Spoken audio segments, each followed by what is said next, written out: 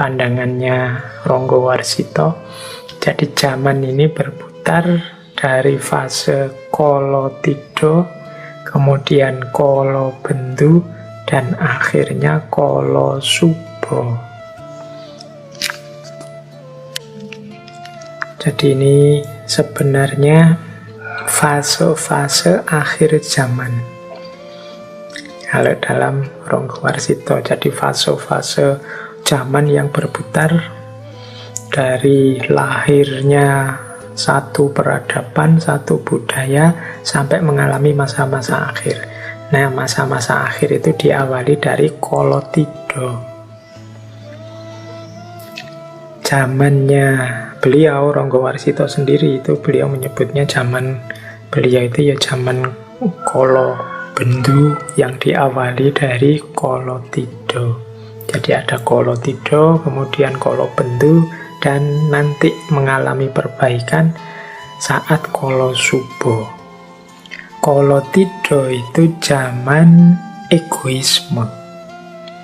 Jadi ketika orang mengejar kesenangannya sendiri, kebaikan dan kebenaran diremehkan.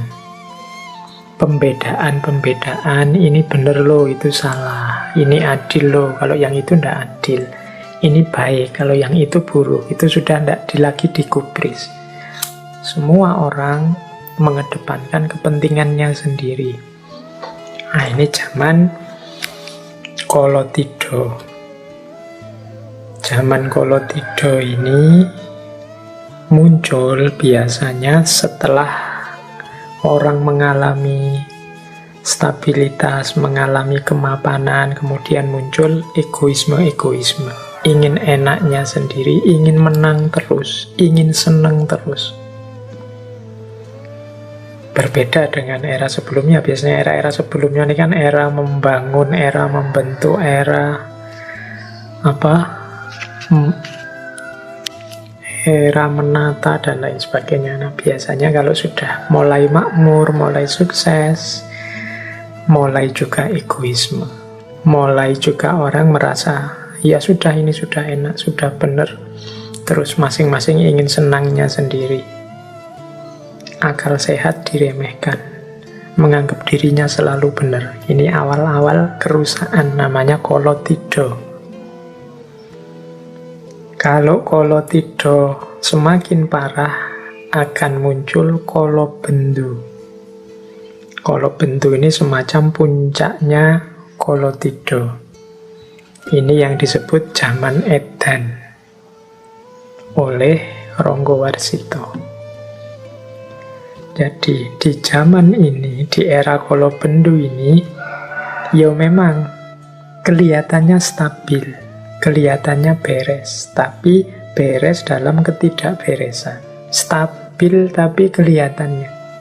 Makanya ilustrasi zaman Edan itu kan semua orang sudah Edan. Kalau ndak ikut Edan, ndak keduman. Maka semua ingin keduman. Akhirnya Edan semua. Di kalangan orang Edan semua itu yang waras, yang dianggap Edan. Karena semua Edan, yuk ketoke sama semua. Kelihatannya beres semua, tapi beres dalam ketidaksadaran. Di antara cirinya, nanti teman-teman yuk boleh bacalah dulu, kita pernah sekilas juga membahas beliau Ronggowarsito ini. Ketidakadilan didewakan demi kenyamanan sebagian orang. Kemewahan dipertontonkan. Jeritan yang lemah dan tertindas tidak dihiraukan. Penjahat dipandang sebagai pahlawan, dan orang yang jujur malah ditertawakan dan disingkirkan. Tata nilai dan tata kebenaran dijungkir balikkan. Ini zaman Kolobendu sudah. Yang baik dianggap penjahat, yang jahat dianggap pahlawan. Kebolak-balik tata nilainya. Yang tidak adil dipuji-puji, yang dizolimi, dicela-cela, kalau bentuk.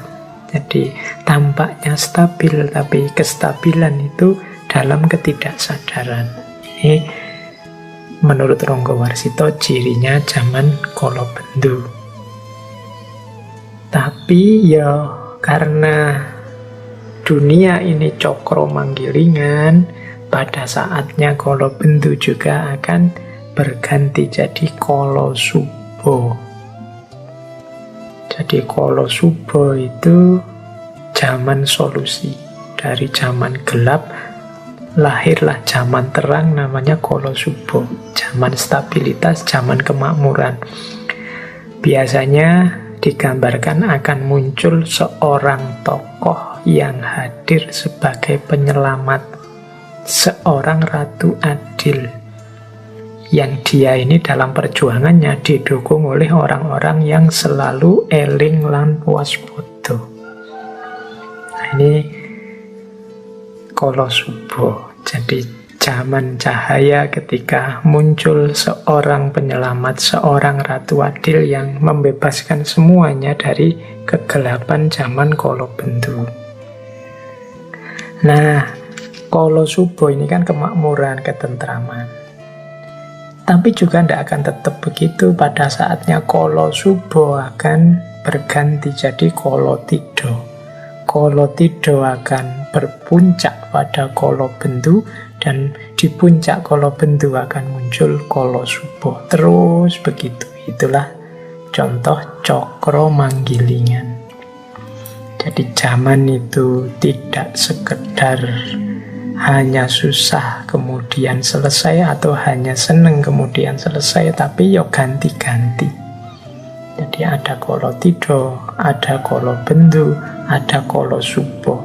Kolosubo juga akan nanti muncul orang-orang egois mencari senangnya sendiri, tidak peduli baik buruk benar salah. Lahirlah Kolotido. Kolotido semakin parah, muncullah Kolobendu. Pada puncaknya Kolobendu muncul tokoh yang menyelamatkan. Disitulah Kolosubo lahir.